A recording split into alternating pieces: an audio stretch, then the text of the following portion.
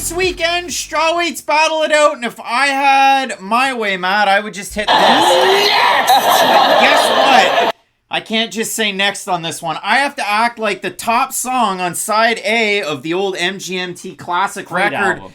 Time to pretend that I'm excited about this, Matt. We have a mononym fighting this weekend, just like Cher or Bono or Prince. It's Mizuki, and she's making a long-awaited return about 3 years, 1 month, and a day away from her loss to Amanda Lemos. Mizuki going to be taking on 24K, 24 karat magic in the air. It's What Hannah you Goldie. trying to do? Matt, when I do look at this fight, though, like for Mizuki Inoue, she was one of those fighters for the longest time that we had a lot of reverence for. She fought for an Invicta title. She was a Deep Jewels champ. She was a fighter that on the deep dive, it's one of those things where you fill up your brain over 3 years that you forget more than maybe you learn. But when you look at a fighter like Mizuki, at 17 years old, she fought a 29-year-old Ayaka Hamasaki, an all-time legend. At 18, Mizuki beat Beck Rawlings. At 20, she lost a fight of the year with Invicta by split decision to Karolina Kowalkiewicz, and then followed that up also at 20 to lose a unanimous decision to your UFC flyweight champ Alexa Grasso in a fight of the night with Invicta. Mizuki, shoot fighting. She had wrestling in her back pocket. She had striking in her back pocket. Mizuki was one of the hottest prospects Deep back pocket. in all of MMA from her time with Invicta, and then she ended up in 2018. She fought Vina Jandiroba, loses split decision for the Invicta title, comes into the UFC, beats Viviane Peja, beats Wu Yanan in a split decision, takes a little bit of time off, fights Lemos, is favored to beat Amanda Lemos. Exactly, which is crazy. And then if you do consider it, Matt, I had it written out. I said, well, the last time that Mizuki fought, she was at a Longo Weidman MMA. Aljamain Sterling was in the corner. This was back in 2020. But you go back, you watch the first round of that fight, she gets dropped by a right hand of Lemos, and Lemos pretty well had her way. In the majority of that fight, though, Mizuki threw a decent amount of volume. But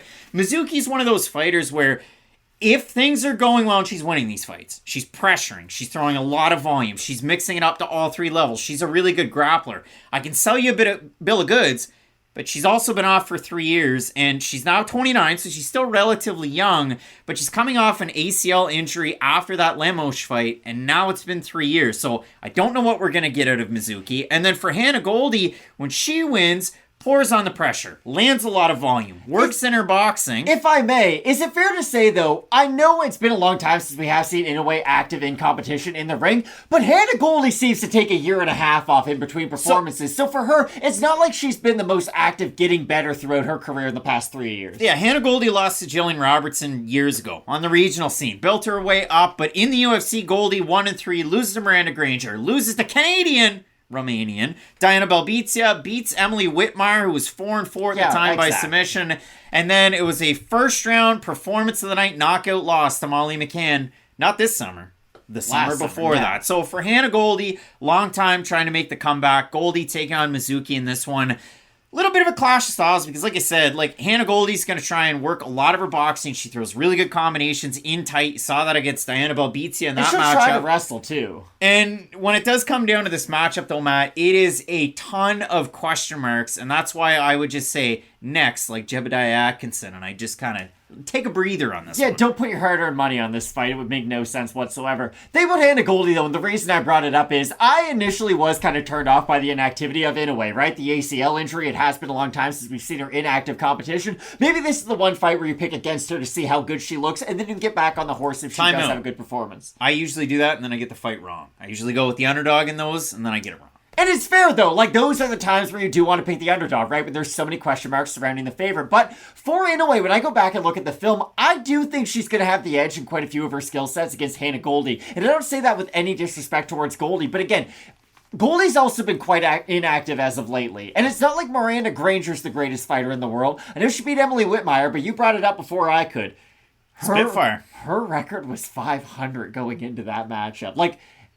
9 women have tried and 5 have succeeded. So guess what? Not that hard to do. So for Hannah Goldie, I know she has shown a good foundation of skill. She is a good fighter when she's able to move forward. But the same thing can be said for Inoue. And the difference is, I do think Mizuki can have success on the back foot, at least in terms of defending takedowns, being sound defensively, and being able to respond with her own offense when Goldie has run out and gone up against the cage. But for Hannah Goldie, I don't know if she's going to have those same techniques to respond to that adversity if she is placed in those parts. And again, I was really concerned about that time off for Inoue, but once you look at it, Hannah Goldie's had like 2 fights in the same time that Inoue's been off of, and it's not like she's looked great in either one of those performances. And we'll see how Mizuki looks again, 11-2 as a teenager in kickboxing, more or less, and then of course a black belt in karate. And if you look at it for Mizuki as well, trains quite a bit with fellow Japanese prospect, and I'd say she's still a prospect, even though she was an Invicta champ, Kanako Murata. So when you do look at this matchup, Matt, Mizuki heavily favored here. We have a look at the Topology vote. Surprised us there to you, but I'm not surprised by anything anymore. I think all the fans are going with Mizuki because Topology gets weird and wild. I'm going to say over, under 82.5% Mizuki. I'll say over. Son of a gun. 721 total votes, 89% Mizuki, 87% by decision. I got Mizuki in a way. I have Mizuki in a way as well. I think the kicks are going to be a big difference maker, and I think Mizuki's wrestling can make a bit of a difference here.